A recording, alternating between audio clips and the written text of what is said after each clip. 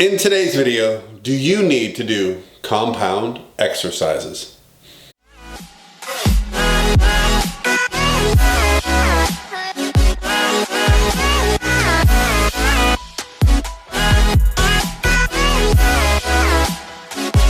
All by myself. Hey guys, what's going on? Paul Ravella from ProPhysique.com, and if you're following along daily, well, then you know it's right after Christmas, and I hope you guys had a wonderful Christmas time.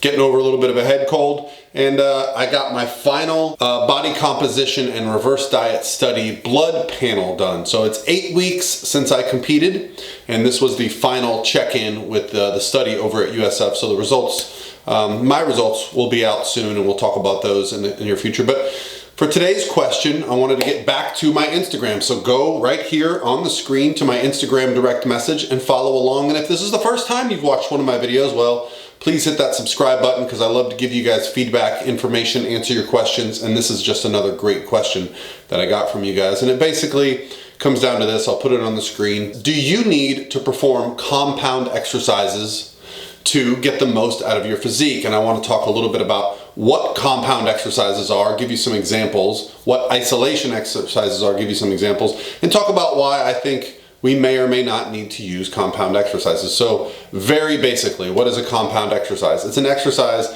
that requires two muscle groups to perform, okay? An isolation exercise, well, as it might suggest, it isolates a single muscle group. So let's just make it super simple. Let's just say a dumbbell bicep curl in a position where you're only contracting the bicep, where you're only bending the elbow, right? That's a single isolation movement.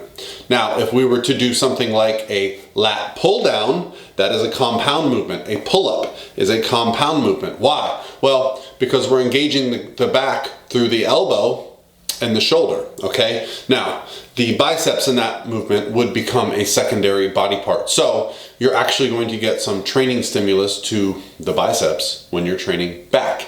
It's very, very difficult to avoid that. I'm gonna give you 4 benefits of a compound exercise, okay? The first benefit is gonna be time, I feel.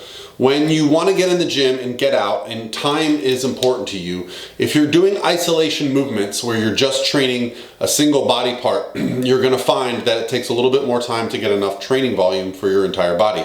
Whereas if you perform a movement that is compound and it engages multiple body parts, such as a deadlift, a pull-up, these types of things are going to engage multiple body parts, so you're going to actually be in there getting more muscle hypertrophy and burning more calories per time, okay? So it's a great time saver. One of the other benefits of doing exercises that are compound in nature is it improves our coordination, improves our movement patterns. So if you're involved in sports or some kind of athletic activity, you'll find that you actually benefit a little bit, whereas you're not going to get a lot of coordination involved when you're just doing a bicep curl, right? But if you are focusing on bending down and picking up a barbell or squatting or benching, these are actually skill sets that you have to learn. And so there's a neural adaptation component greater than an isolation movement. Compound exercises, because they are using more than one muscle group at a time, are going to increase cardiovascular output. So you can get a higher heart rate, you can get more cardiovascular output.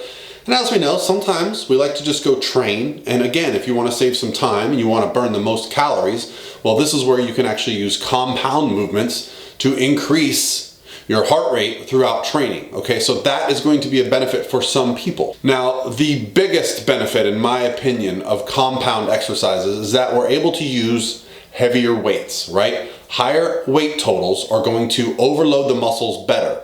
And when we use those higher weight totals, because we're using compound joint movements, we're going to see a benefit of whole body.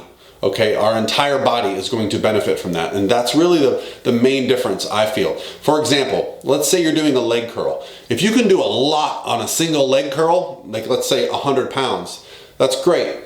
But it would not be uncommon for someone to deadlift 400 or 500 pounds using their entire body. Now, is that just the hamstring? No. But there are other muscle groups involved, but you're able to overload the hamstrings because you are using multiple body parts, and that's what our bodies are designed to do. So I do feel there are definitely reasons that we should use compound exercises. So what are the drawbacks to these compound exercises? Well, I think the first one would be that it requires you be healthy, okay? So when you're using multiple joints, if you have any shoulder issues, it's gonna really make it difficult for you to use anything that involves the shoulder and upper body. Likewise, if you have a hip, knee, or ankle issue, it could make lifting more difficult. So that's where compounds can be a setback. Compounds are also much more of a skill. And I'm going to get more in depth on this, but a skill set requires that we actually become good and efficient at the lift. So the second part of that would be that our lifts, since they are a skill, are also going to be leverage dependent.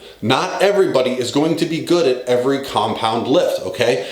Depending on the lengths, the levers of your body, and the way that your mechanics are set up, your biomechanics, some lifts are going to be very inefficient and could lead to injury if you use them too frequently. This leads us to a higher risk for injury. I believe there's a much higher risk for injury with the compound movements because we're able to move heavier weights and it requires skill and it's leverage based. So there can be times where we overload a joint and get strains and even worse, possibly tears. The final drawback of a compound movement could be considered a perk for some people, and that's just going to be that it takes a little bit more time to recover from.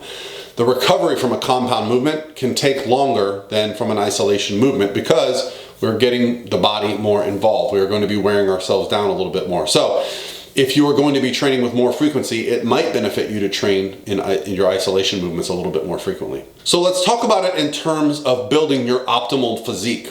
What I believe and what I try to design my training programs for my athletes around is compound movements to start each day. So when we're at our strongest, we're at our best, and we're warmed up, I want to start with some big compound movements. Now, that doesn't mean it's the same for everybody.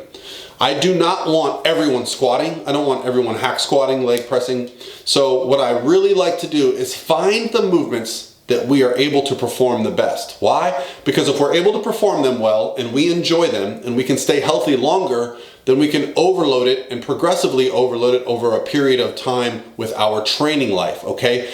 I don't really believe that we need to constantly be changing our training exercises, okay? Yes, I do think there is some value in adjusting them and changing them from time to time, but I can tell you for myself, I'll probably never try to squat again. Not that I won't put a barbell on my back and do a few sets of squats, but I'll never use squat as something I progressively overload. I had hip issues, I had hip issues, I had knee issues, I had shoulder issues from trying to squat multiple times per week and progressively overloading.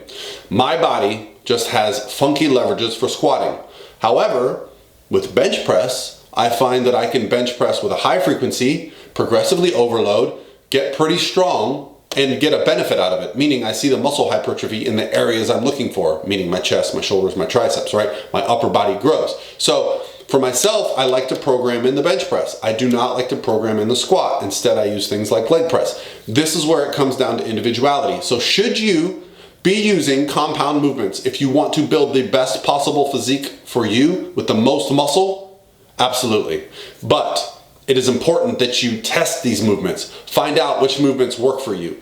Find the ones that allow you to progress efficiently and safely for your body. Start your training sessions, for the most part, I never deal in absolutes, but for the most part, start each session with big compound movements for that body part that are really gonna get you the bang for your buck, then go into some isolation stuff. Now, I will say sometimes, depending on my joints and the weather, I might start my workout with a little bit of isolation work just to get some blood to the area. I find that kind of gets everything going and gets me feeling good. But on some days, I'll just use a dynamic warm-up. Let's say I'm gonna start deadlifting for the day. Instead of going in and doing leg extensions, leg curls, or something like that, I might just start warming up with the bar, really light, doing high rep sets, gradually adding weight until I'm to my work weight, okay? That's called a dynamic stretch, okay? When you're using the movement to get yourself warm. Again, this comes down to individuality, but I really like starting with a big compound movement, burning out on those, getting a ton of volume, then going into my accessory work for that body part, which would be more isolation movement, and even beyond that, more machines. Because I find that when we can take away the stress of having to worry about the skill of a weight and just focus on the muscle, well, there might be some benefit to that. All right, guys, hopefully this added some value. Hopefully I answered your questions, sir. If you have questions, remember, Instagram, Subscribe if you enjoyed this video, and I'll talk to you guys tomorrow.